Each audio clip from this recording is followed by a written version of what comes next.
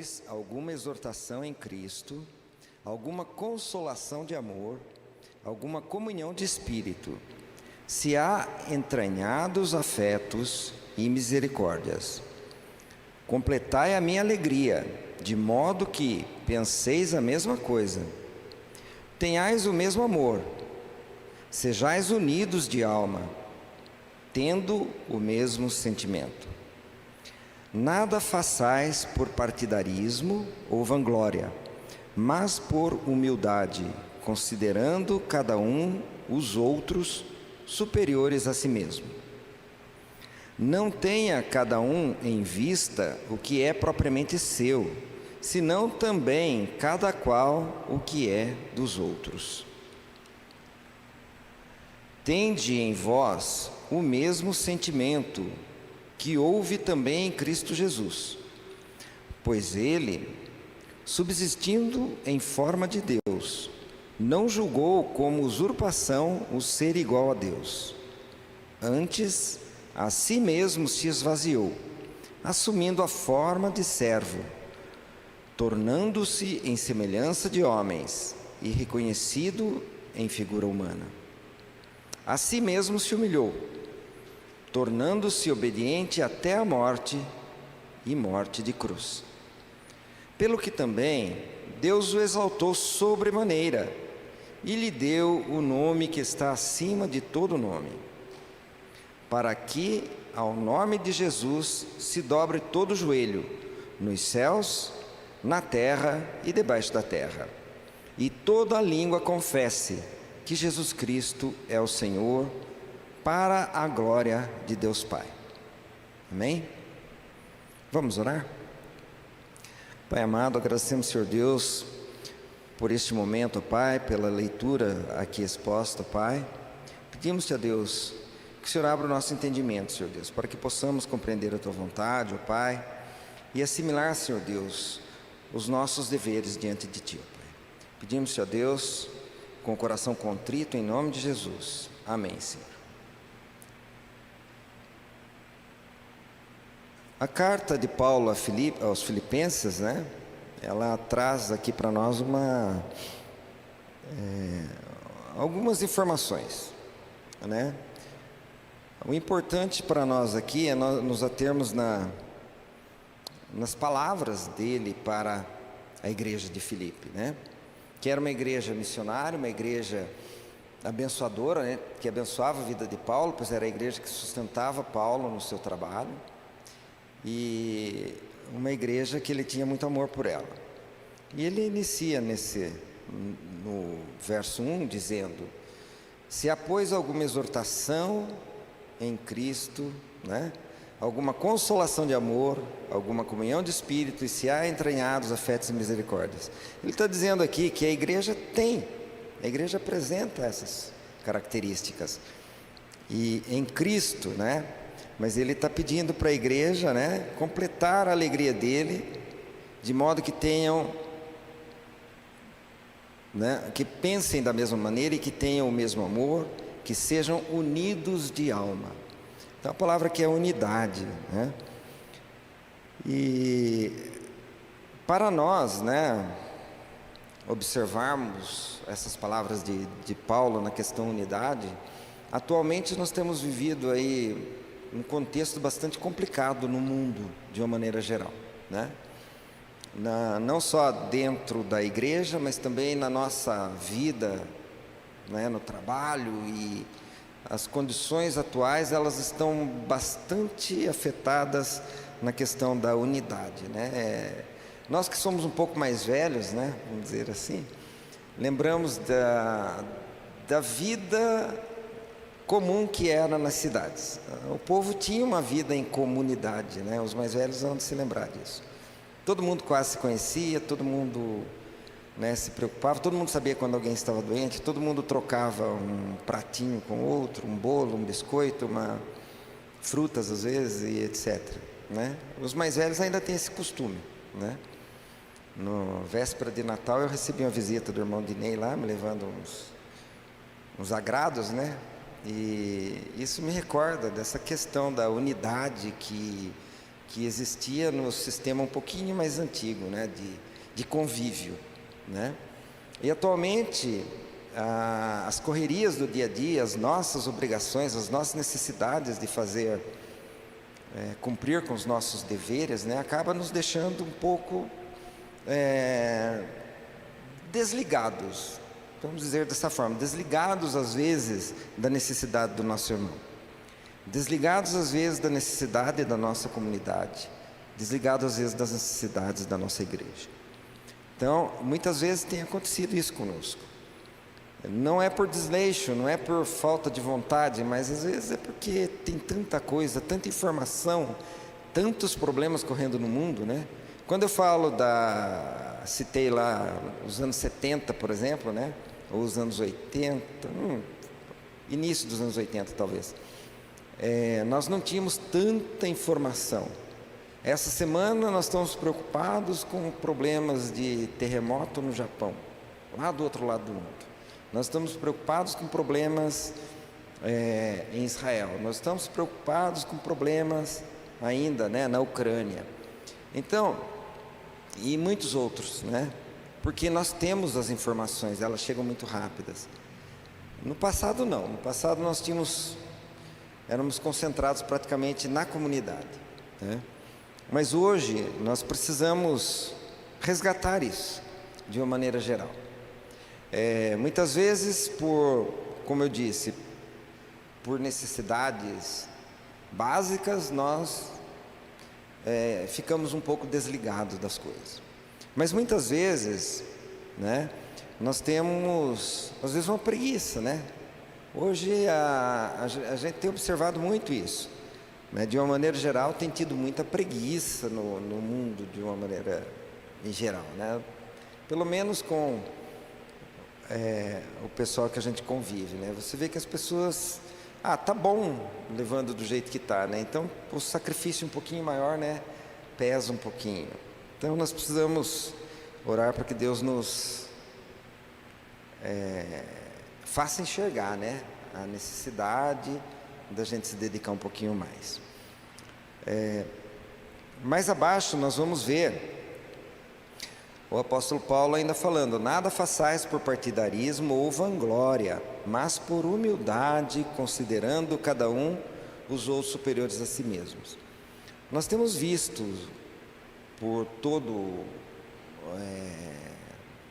local, né, onde a gente convive e tudo mais, e a experiência por todo o tempo que nós já convivemos com outras pessoas, que quando existe...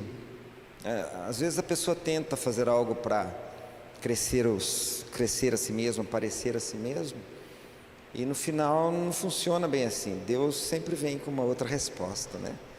E Paulo aqui está lembrando isso para a gente. Então a gente precisa ser humilde, né? Tudo que fizer como para Deus, como nas nossas orações, né? Que seja Deus quem apareça e que eu diminua. Então que Deus cresça e que diminua eu.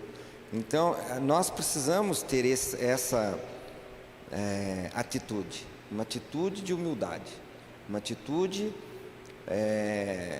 de resignação a Deus, aceitando e reconhecendo a soberania de Deus em nossas vidas. É muito difícil, a gente sempre fala, tudo que passa, tudo que a gente vê, cada momento nos traz às vezes uma angústia, uma ansiedade, porque nós não sabemos o que vai ser amanhã, né? De repente tem uma novidade para nós aí que pode nos tirar, né, a concentração. Mas o crente que tem a sua fé em Deus, né, ele não vai temer, ele vai saber que Deus é soberano, apesar dos conflitos no mundo, apesar da guerra em Israel, né? Nós seguimos com Deus, e tudo é um propósito, tudo Deus tem um propósito, né? Então nós acreditamos que Deus tem um propósito em nossas vidas, e não só um propósito, nós temos a segurança de saber que Ele nos protege e nos livra de acordo com a vontade dEle. Então, a partir do momento que eu reconheço a soberania de Deus e entendo, né, que nada acontecerá na minha vida se não for atendendo ao propósito de Deus, eu vou estar mais tranquilo.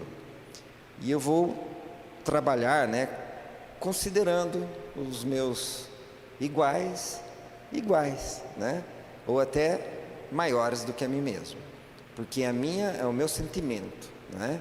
Então é o meu sentimento com relação aos meus companheiros, às pessoas com quem eu convivo, que conta nessa hora. É tão triste quando a gente vê uma pessoa em uma posição, às vezes, vamos dizer, uma situação um pouquinho mais elevada do que a outras, fazendo força para parecer, né, que o outro é inferior. Então é muito triste isso. E com certeza essas coisas pesam muito na vida da gente. E a esperança que nós temos em Deus, né, é que isso mude, que as pessoas enxerguem realmente que precisam mudar, que as coisas precisam ser melhores, né, e que nós sejamos melhores a cada dia, né. A minha oração é sempre essa, que eu possa ser melhor amanhã do que eu fui hoje. Tem muito que melhorar, na verdade, mas nós temos que orar bastante por isso, né? E cada um sabe onde está falhando, onde está errando, né? Mas, normalmente, uma pessoa que não tem o temor de Deus não percebe isso.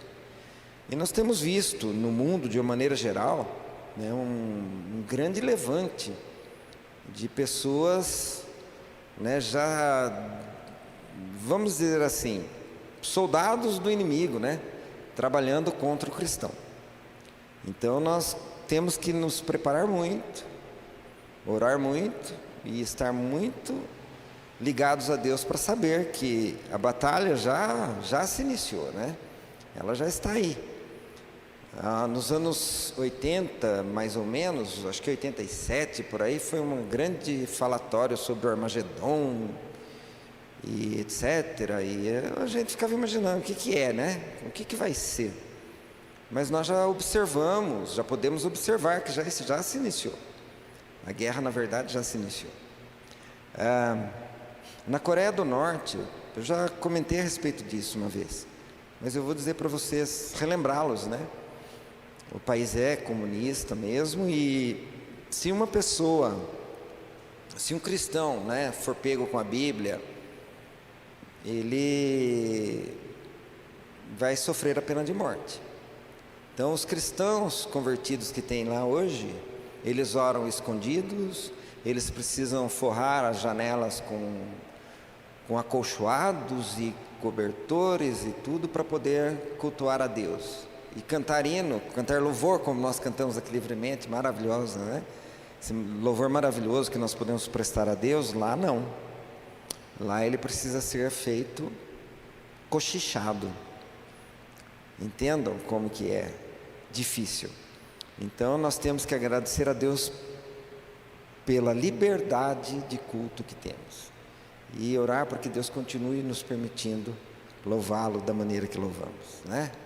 Tocar um piano com vontade, né, Alex? Para fazer aparecer o som lá não pode. Então é muito triste, é muito complicado a gente lembrar, né, lembrar dessas coisas. Eu tive notícias, né? Como eu trabalho com os coreanos da Coreia do Sul, né? A Coreia do Sul é, na sua maioria, evangélica, é em torno de, hoje, os 45% de evangélicos, né? Mas a Coreia do Norte não, então eles comentam isso, né? Os evangélicos da Coreia do Sul comentam que na Coreia do Norte é complicado. Então, por essa razão, né, nós precisamos agradecer muito e orar para que Deus dê forças para os irmãos, né, onde o culto ao Senhor não é permitido, né? Que nós lembremos disso. Mais abaixo, né, nós vemos lá no verso 4: não tenha cada um em vista o que é propriamente seu, senão também cada qual o que é dos outros. Que nós aprendamos a nos preocupar com o nosso irmão.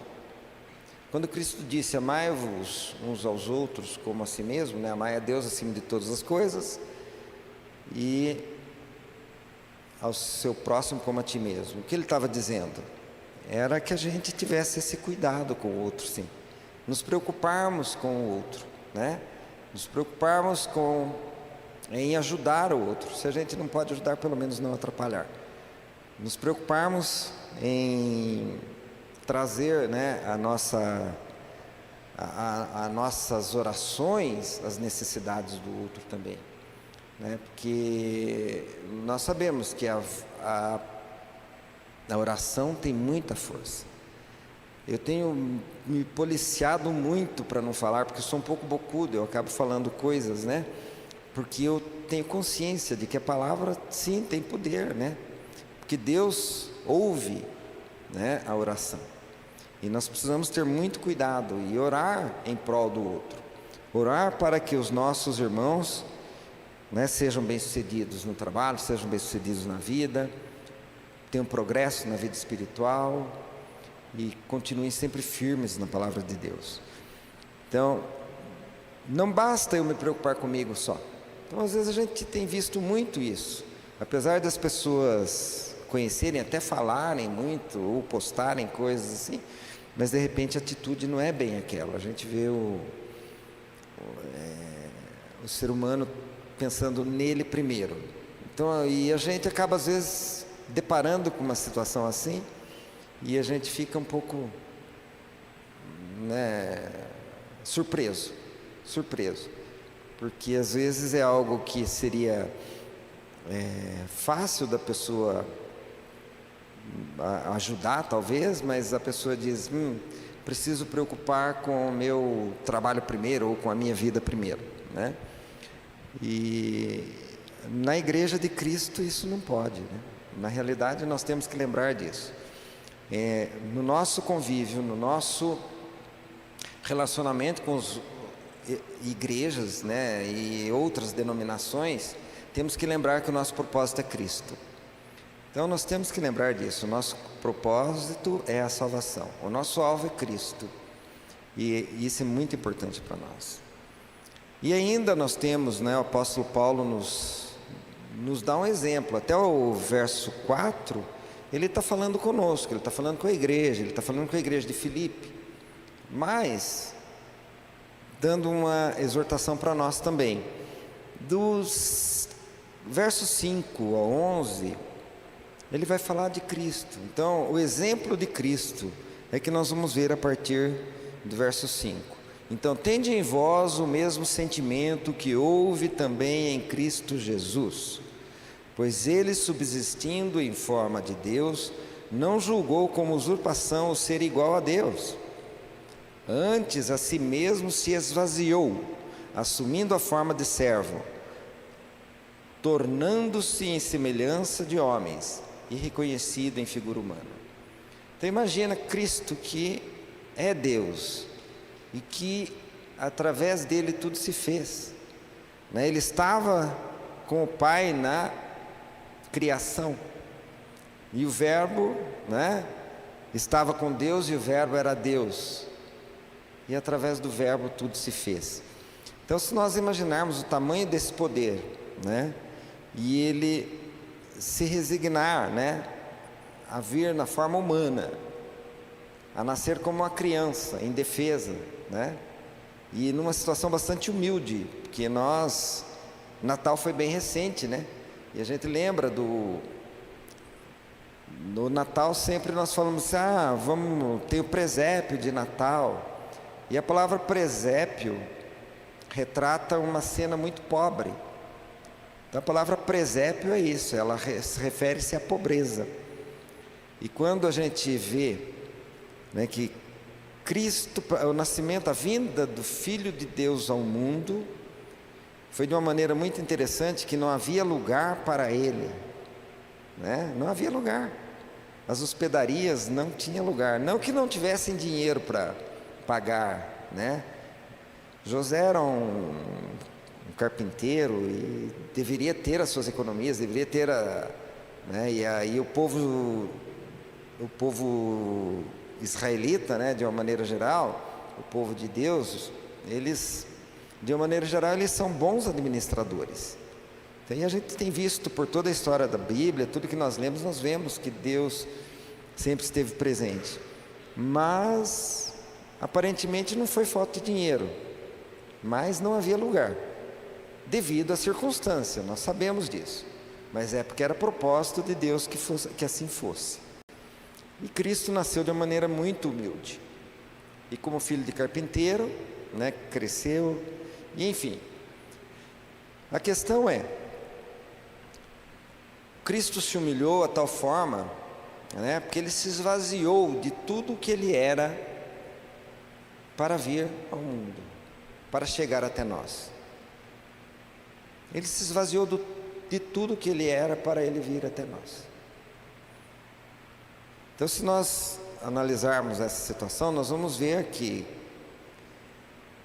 nós, às vezes, não queremos, né, nos humilhar para Deus. Não é nem para o irmão, às vezes. Muitas vezes nós não queremos ser humildes a Deus. Nós não queremos aceitar, às vezes, uma necessidade, né, de levar, às vezes, a palavra de Deus, ou levar um auxílio a alguém. Então, muitas vezes nós encontramos dificuldades. E quando isso acontece, às vezes o nosso coração se endurece, né?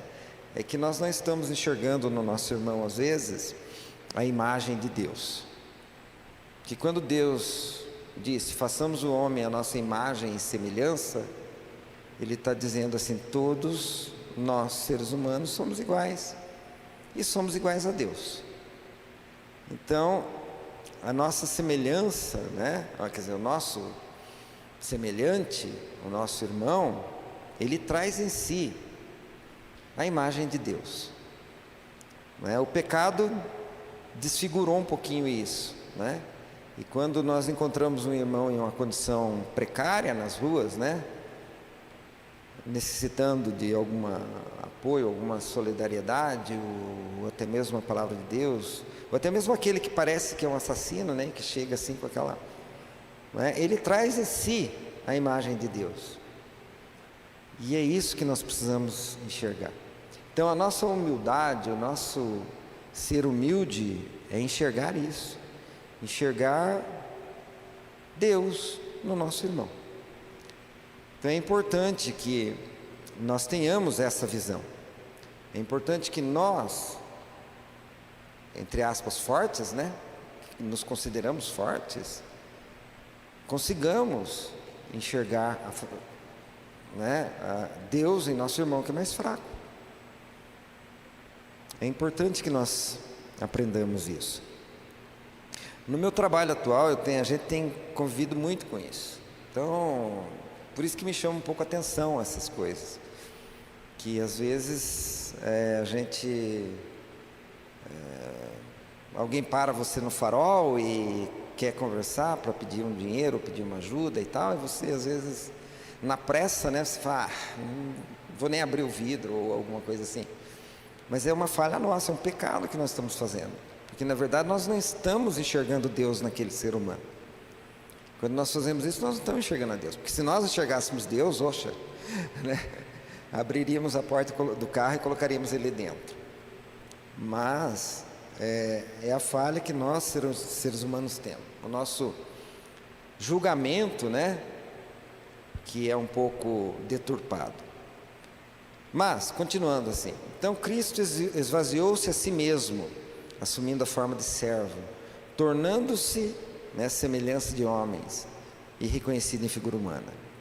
Então, a si mesmo se humilhou, tornando-se obediente até a morte e morte de cruz. Então aqui nós vemos Cristo, Ele se humilhou a Deus, né? Ele se humilhou para vir até a terra, para se igualar a nós.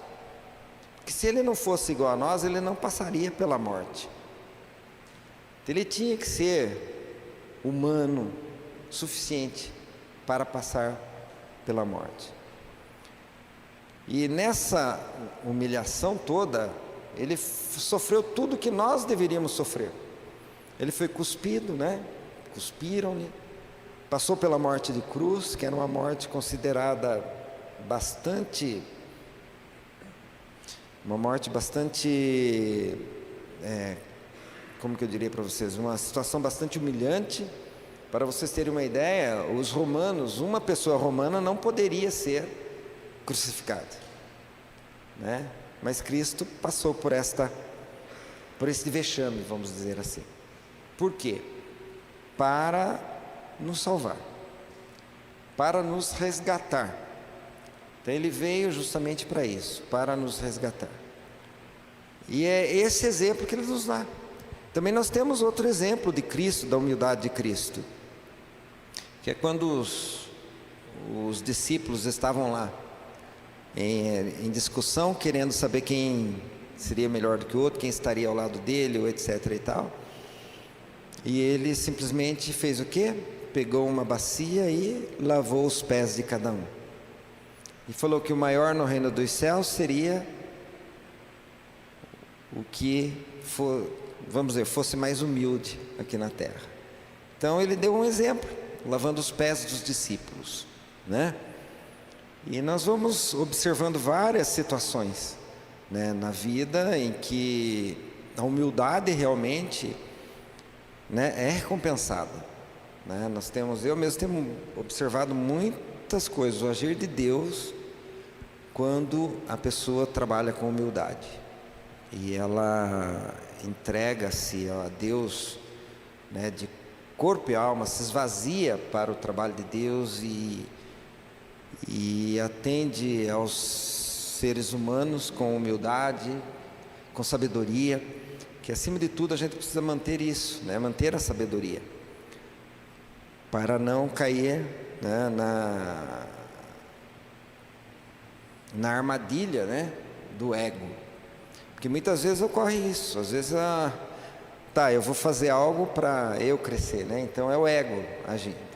Também será que a Rede Globo vai filmar esse evento, né? Então é assim, eu mesmo já observei muitas pessoas às vezes ser convidadas para uma festa, mas uma pessoa do mesmo nível social não estava, e eles, fulano não está aqui, bom, eu vou embora. Eu já ouvi isso. E aí eu observo, mas não comento nada, mas eu observo que existe uma arrogância no ser humano. O ser humano tem isso, né? Mas Deus é misericordioso. Bom, voltando ao nosso estudo.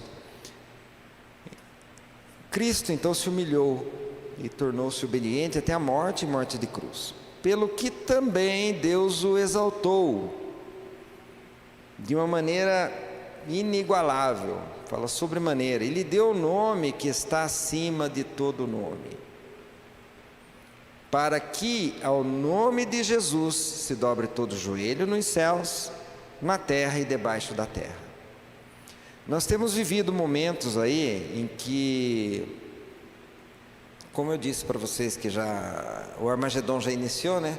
Nós temos visto o nome de Cristo ser vilipendiado no mundo, né? Nós temos visto várias situações em que, né, a heresia tem ocorrido e nós não podemos,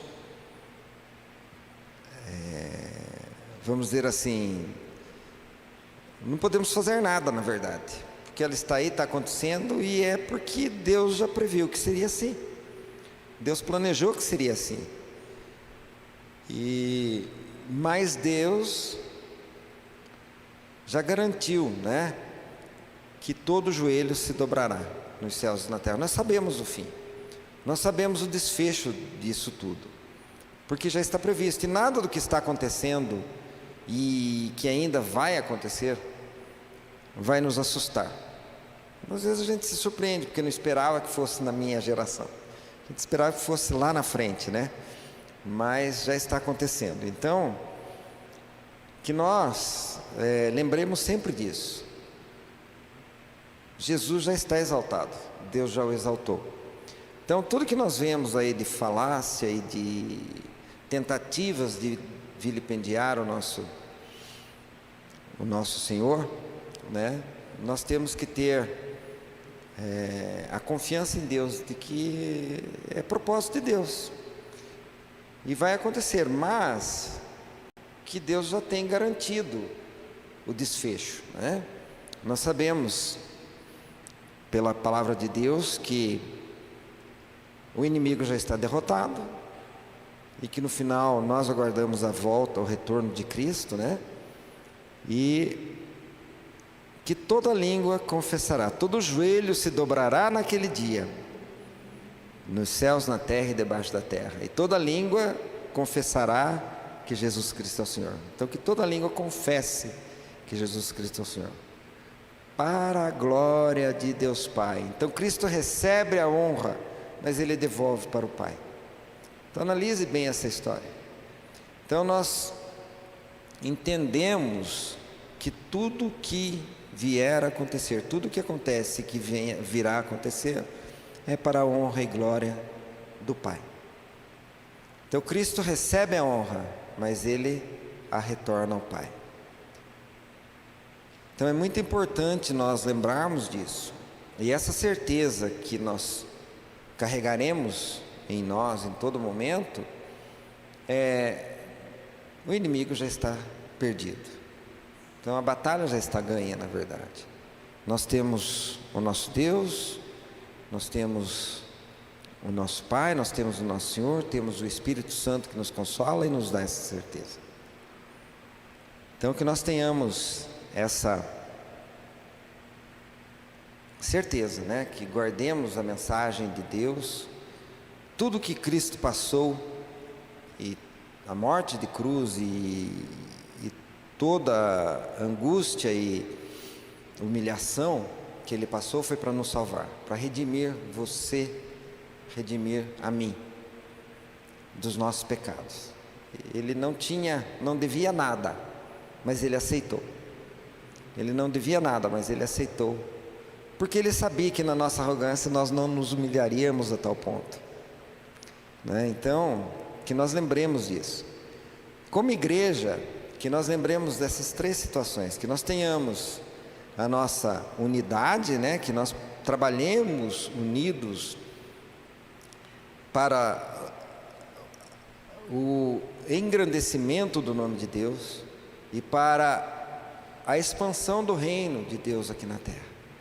Que nós lembremos disso, que nós possamos trabalhar com alegria em tudo que fizermos, porque essa alegria demonstra um coração humilde, porque apesar da circunstância, nós temos que aprender a ser contentes. Como Paulo disse, eu aprendi a estar contente em todas as circunstâncias. Então o contentamento, a alegria é um aprendizado. Então na realidade eu tenho que aprender, porque se eu não reconhecer as bênçãos que Deus me dá, eu não vou estar contente. E se eu não reconhecer as bênçãos que Deus me dá, está me faltando humildade. Então é importante nós lembrarmos disso, né? Nós precisamos reconhecer que Deus tem nos abençoado em todos os momentos. Hoje de manhã mesmo alguém, acho que ao orar, fez esse comentário, né? Que graças a Deus por termos acordado, estarmos despertados. Já foi a primeira bênção do dia, né? Ter aberto os olhos nesta manhã. E temos que ser gratos por isso, por coisas simples, que parecem simples, mas que são grandiosas. E ver que Deus não nos desampara, Deus tem cuidado de todos nós a todo tempo. Se nós observarmos, né, uma planta que dá uma semente e que é o alimento, né? Nós brigamos muito, né, porque a gente acaba arrancando as ervas daninhas, arrancando capim, passando herbicida para matar o capim, mas quando a gente mata aquele capim, a gente mata o alimento de um passarinho, né? Se nós analisarmos bem isso, é isso que está acontecendo. Nós matamos o alimento de um passarinho. Claro que às vezes é necessário, a gente sabe como que é, né? Tem que alimentar muitas bocas no mundo, mas existe isso. Aí você passa um herbicida que mata uma erva daninha lá, mas que ela dá flor, e você mata o alimento da abelha, entre outros seres criados por Deus, né? Então nós precisamos repensar bem a nossa existência, né? E o que nós estamos fazendo, e entender que Deus fez tudo correto, e tudo é um milagre da vida, né? Então que nós tenhamos esse pensamento de unidade com o nosso irmão, esse pensamento de comunhão na igreja, né? Que possamos realmente estar em comunhão com o nosso irmão, com Deus, né? E acima de tudo, lembrar que Deus tem um propósito para cada coisa em nossas vidas. Então, se algo está acontecendo que não é tão bacana, talvez Deus tenha algum propósito com aquela situação. E na hora a gente não entende. Com o passar do tempo a gente vai perceber o que Deus queria com aquilo, né? Amém?